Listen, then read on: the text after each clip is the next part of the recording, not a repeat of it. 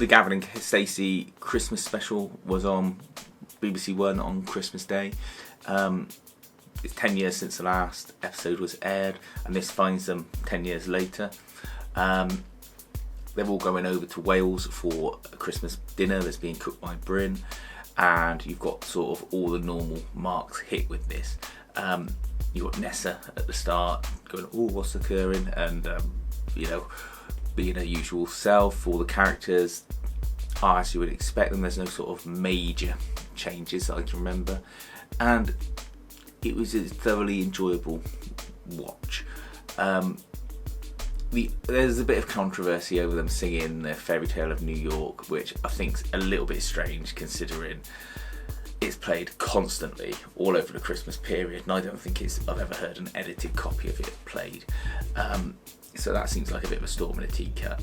I don't really want to get into a debate over it. And then you've also got a problem with the ending. That's the only bit that I felt didn't ring true in this hour, was it ends with Smithy being proposed to by Nessa. And that'd be fine if you knew there was another episode coming on, say, Boxing Day or New Year's Eve or New Year's Day or something.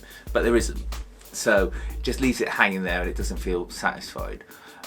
One thing to say is, when you'd have like the Christmas specials of the sitcoms years ago, say like Only Fools and Horses, big things might happen, but you would always end up with a conclusion. This leaves it unresolved and unconcluded, and it just feels a bit cheap, to be honest, and a bit weak.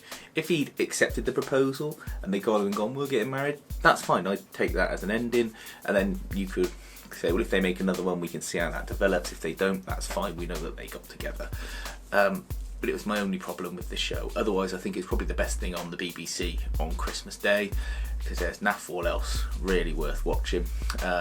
Unfortunately, Disney movies just don't cut it anymore, because you can get them on Sky or Netflix or whatever streaming service you want quite readily. So they've got to lean heavily on their specials, and they didn't really have many good ones this year at all, and Christmas Day was just devoid of them. I mean, I'm not really funny, I didn't want to watch an hour of Phil Mitchell chucking tables across a room and people getting chloroformed in cars on Christmas Day.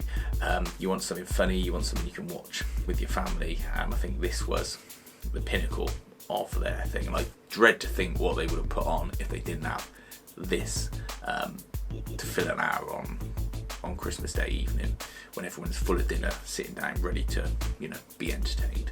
Let us know what you think. Feel free to like and subscribe.